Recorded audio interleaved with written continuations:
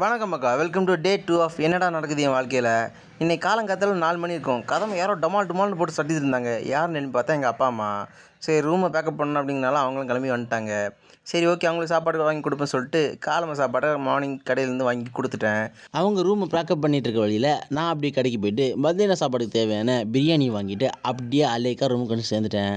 வார வழியில் ஒரு மிரரை பார்த்தேன். சரி ஓகே, ஒரு செல்ஃபி எடுப்பேன் சொல்லி செல்ஃபி எடுத்துகிட்டு அப்படியே ரூமை வெக்கேட் பண்ணி அப்படியே தேவையான கிளியரன்ஸ் ஃபார்மெல்லாம் வாங்கிட்டு அப்படியே அங்கேருந்து ஆட்டோ பிடிச்சி எர்ணாகுளம் ரயில்வே ஸ்டேஷன் வந்து சேர்ந்துட்டேன். அப்புறம் என்ன, இந்த ஐஆர்சிடிசிக்காரன் என்ன வசமாக வச்சு ஏமாற்றிட்டான். டிக்கெட் தரேன்னு சொல்லி கடைசி நிமிஷத்தில் நீ வேணால் அன்று சொல்ல போப்பா அப்படின்ற மாதிரி ஆக்கி விட்டான்.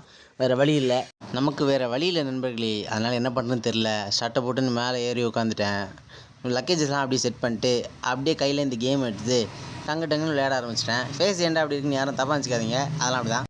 அப்புறம் அப்படியே கீழே இறங்கி வந்து நல்லா விஸ்க்குன்னு நல்லா காற்று வாங்கிட்டு வந்த கையோடு அப்படியே லக்கேஜ் எல்லாம் ஆட்டோவில் ஏற்றி அப்படியே டங்குன்னு வீட்டுக்கு வந்து சேர்ந்துட்டேன். அத்தோடு எனக்கு நாளை ஷட் டவுன் பண்ணிக்கிறேன். Good night.